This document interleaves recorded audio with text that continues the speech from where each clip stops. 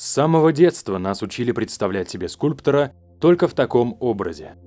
А это весь его инструмент. Кто не знает фразу Микеланджело Буонаротти про кусок мрамора, от которого нужно отсечь все лишнее?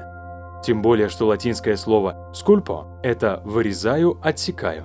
Так вот, сколько этого мрамора было использовано для изготовления всех этих статуй, ваз, колонн и других необходимых в быту древних людей поделок. До чего мелочиться? Вот целый дворец в Санкт-Петербурге из натурального мрамора. Не забудем, что не всем удалось достичь мастерства Микеланджело, поэтому надо списать огромное количество мрамора на дрогнувшую руку новичка. Ведь если резец прошел глубже, чем надо, то уже это ничем не исправить.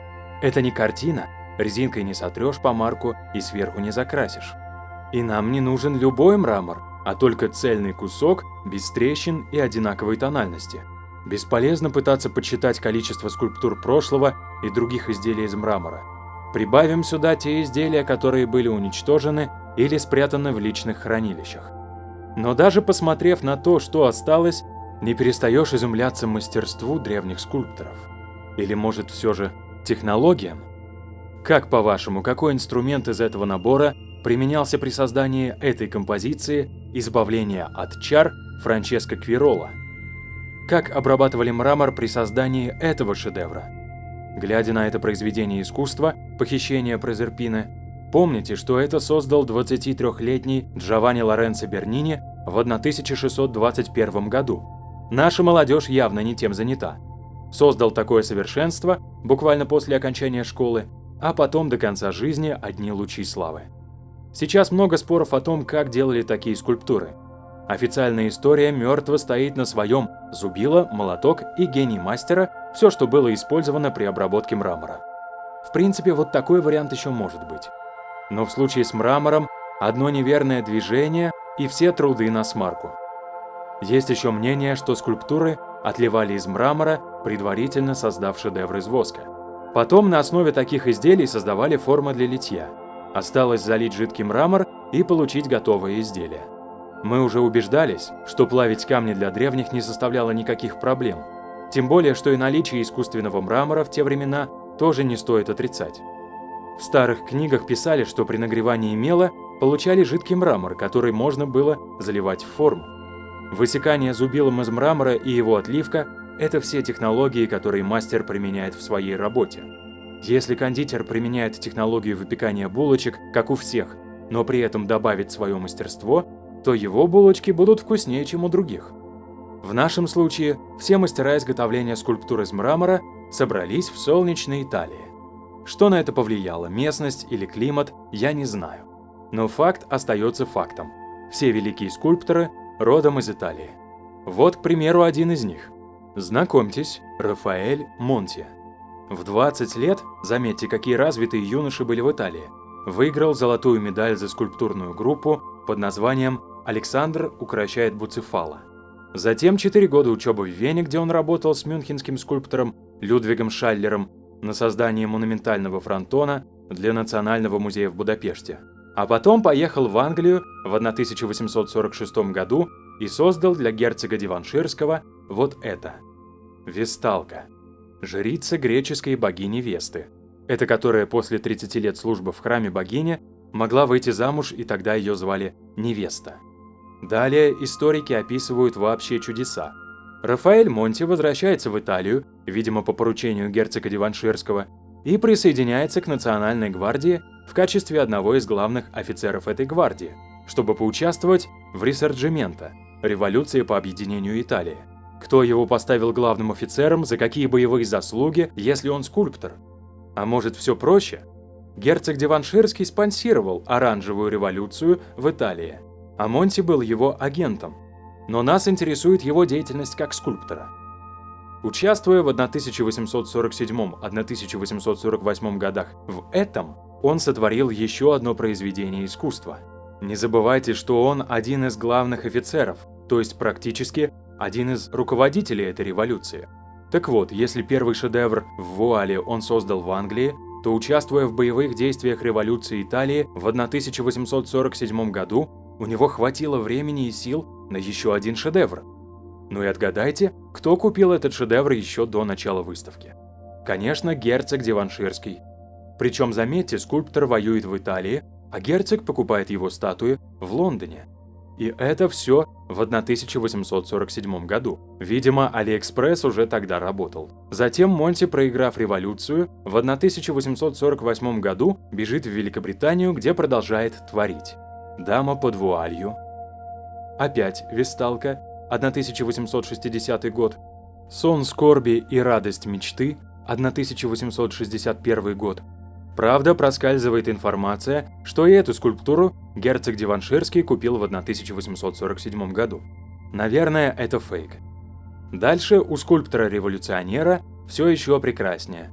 Он работал в загородном доме Ротшильда в Бакингемшире, а потом умер в нищете. Как все логично, один из людей, который владел техникой мраморной вуали, был очень успешным скульптором, а умер в нищете. Официальные искусствоведы объяснили нам, как великие скульпторы творили такие шедевры с вуалью из твердого мрамора. Берется кусок мрамора, очень-очень редкий кусок, у которого два слоя. Один твердый внизу, а помягче вверху. Потом мастер берет в руки зубило с молотком, и мы получаем вот такие вещи. Может, я один ничего не понял в объяснении искусствоведов? Этот двойной слой мрамора заранее повторял контур лица, чтобы мастер мог создать эффект вуали. Так как Рафаэль Монти был последним скульптором, который знал тайны мраморной вуали, то на нем это движение закончилось. Хотя я думаю, что он, как действующий офицер, просто привез герцогу Деванширскому военные трофеи. Почему этот герцог имел эксклюзивное право на покупку всех этих шедевров до их выставки? Кстати, есть идея, которая может объяснить появление бюстов и статуй без голов, ведь раньше люди не приветствовали изображение человека по частям. Считалось, что это вредно для здоровья. Так вот, представьте, прошли боевые действия, лежат обломки статуй, соединить эти части уже не получится, тогда решили их продавать по частям. Вот и появились бюсты, скульптуры без головы, а также безрукие Венеры Милосские. Автобиографии других мастеров, владевших техникой вуали, рассматривать не будем, так как они удалены от нас в прошлое еще дальше Монти. А в то, что пишут историки о них, верится с трудом. Молодые мальчишки в 20-23 года делают вещи, которые никто сейчас не может повторить. Внешность многих скульптур настолько точно повторяет человеческие черты, что появилось мнение, что делались слепки с живых людей по частям, а потом, сложив эти части, отливалась из мраморного композита вся фигура. Я согласен с этой версией, только есть вопросы, как делался слепок живого лица, с точным повторением зрачков, ресниц и пор кожи. И как делали мраморную вуаль и кружева. Вряд ли мраморный композит настолько текуч, что заполнит формы толщиной в капилляр. Как будто живую женщину пудрой обсыпали. Скорее всего, какие-то скульптуры отливались, а какие-то делались по другой технологии. Наша проблема, а скорее всего проблема историков, в том, что они относятся к прошлому свысока. Люди простенькие были, толком ничего не умели, поэтому им, историкам, и приходится придумывать разные истории о том, как древние люди могли делать вещи, которые мы повторить не можем. Хороший пример – строительство египетских пирамид. Зачем делать такие большие куски гранита? Нельзя ли их сделать меньше размером, тогда каждый раб схватит по кирпичу и стройка пойдет быстрее. Есть анекдот.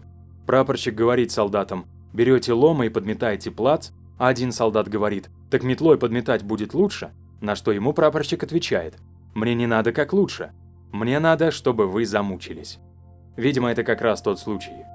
А если отбросить свое пренебрежение перед прошлым и понять, что они делали такие кирпичи просто потому, что имели возможность их легко передвигать.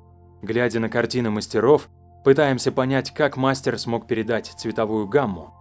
При толщине самого тонкого человеческого волоса от 40 до 60 микрометров мазки на этой картине Леонардо да Винчи 25 микрометров, то есть 0,25 миллиметра, а толщина каждого слоя 1-2 микрометра, а их было 30, при общей толщине 40 микрометров, тоньше человеческого волоса.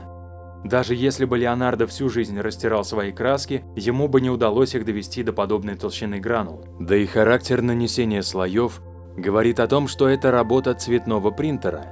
Но мы не можем такое слово произносить в какой-то связи с недоразвитым прошлым. Проще рассказывать, как Леонардо перетирал месяцами эти краски, а попутно изобретал вертолеты, воздушные шары и другие полезности. В случае с мраморными скульптурами, почему бы не предположить, что у древних была технология, которая позволяла зафиксировать движение живого человека в камне. Само название «мрамор» — это современный вариант слова. Раньше было слово «мармор», на латинском «марморус». Говорят, что просто две согласные буквы поменяли местами. Зачем? Филологи говорят, что при переходе из одного языка в другой могут поменяться гласные, но костяк согласных остается неизменным. Да и про какой переход говорить, если во всем мире это слово «мармор» звучит одинаково? А вот «мрамор» на английский переводится как «marble». Может, речь идет об одном материале с разными свойствами. «Мор» или «мар» означает «смерть», но есть более точное значение как «остановка жизни». Богиня Мара заведовала зимой, когда все живое замерло. Может, этот материал позволял запечатлеть остановку движения живого человека? Почему, если все ученые и искусствоведы смогли разобраться в технике работы этих скульпторов по мрамору, мы сейчас имеем такие произведения? Хотя есть прекрасные произведения китайского скульптора Луо Лиронг, но, к сожалению, это не мрамор. А вот это мрамор. Поза поймана в движении, неустойчивая такая. Эта мраморная скульптура девочки-подростка стоит возле Воронцовского дворца в Алупке, Крым. Этот дворец сам вызывает множество вопросов, так как изготовлен из долерита. Этот материал сам предназначен для обработки камней. По твердости он немножко уступает алмазу.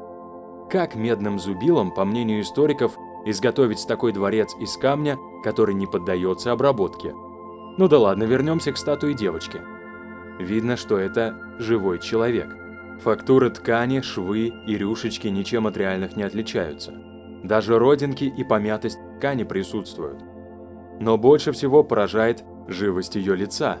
Любопытную теорию выдвинул ученый Найджел Констем, который обнаружил, что деформация ступней скульптур соответствует деформации ступней живых людей, поэтому он решил, что статуи – это слепки, сделанные с реальных натурщиков. Сделаем вывод. Те скульптуры, которые мы рассмотрели, к медному зубилу никакого отношения не имеют. Какие-то скульптуры отливались жидким мрамором, а какие-то были изготовлены с живого изображения людей с применением технологии, которая нам неизвестна. Версии с 3D-принтерами и другими станками ЧПУ является нашей попыткой объяснить технологию прошлого теми технологиями, которыми мы владеем сегодня. Для подтверждения этих версий требуется только одно – изготовить с помощью этих станков хоть одну подобную статую. Мы сегодня наблюдаем, как на эстраду выводят уже умерших кумиров с помощью голографии. Почему бы не принять того, что древние могли делать объемные изображения из мрамора, применяя технологию, связанную с голограммой? И напоследок, кто сказал, что статуи были белыми? Всем удачи!